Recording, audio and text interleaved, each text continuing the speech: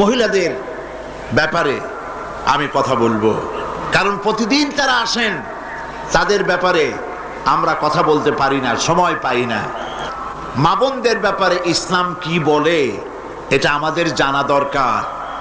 এখন আমি আপনাদের সামনে পেশ করতে চাই যে কোরআন, ইসলাম নারীদেরকে কি দিয়েছে।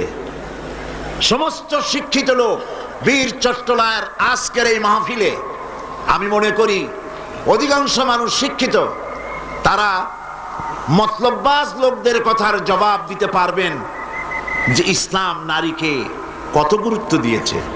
কোরআনে কারীমের মধ্যে আল্লাহ রাব্বুল আলামিন কোরআনের ভেতরে নারী আর পুরুষ পাশাপাশি এনেছেন।